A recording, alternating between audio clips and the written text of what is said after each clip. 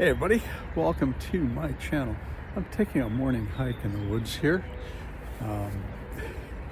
Brought my G9 Mark II and I have the 14-140 super zoom lens on it. I have the 100-300 in my bag. I meant to bring my Leica 8-18 millimeter, but left it in my photojournalism bag. So, oh well. But today the iPhone 16 Pro is going to be the wide angle lens, should I see something that I need wide for. And also, I'm using it right now as a macro lens. And so, oops.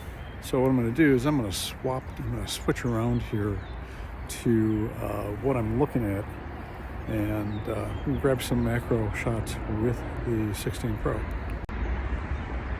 So here is this mossy log, actually a mossy set of logs in here.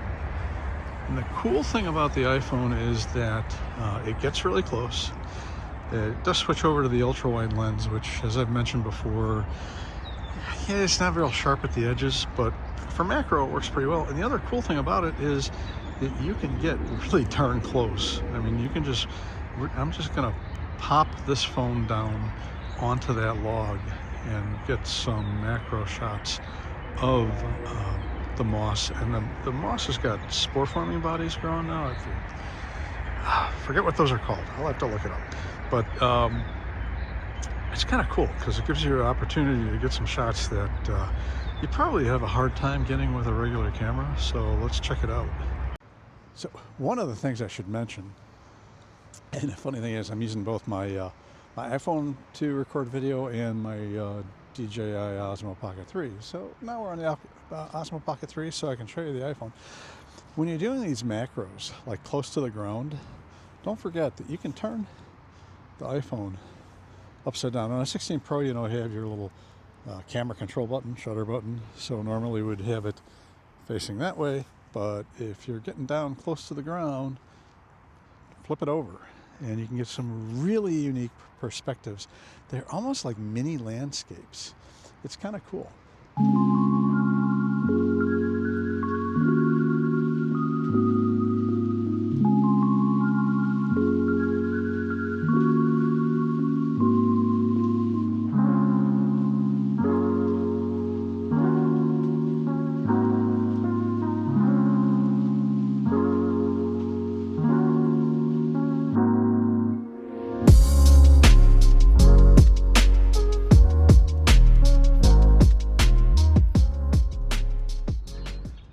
Thing about our forest reserves here in Chicago is you generally always find some sort of artifact. This appears to be a rusted old pipe from a culvert.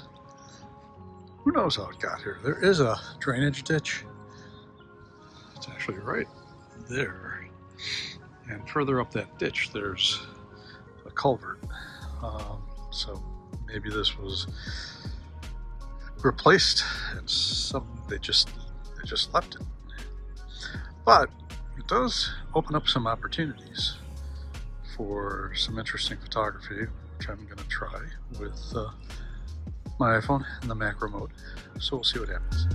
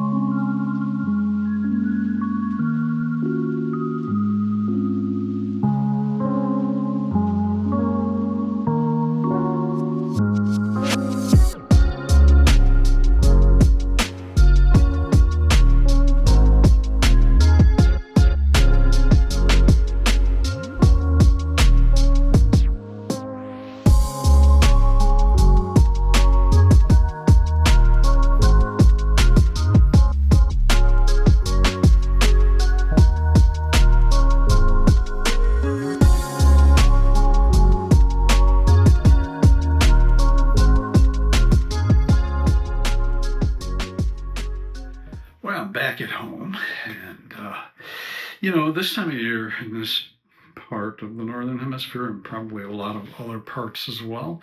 It's pretty drab.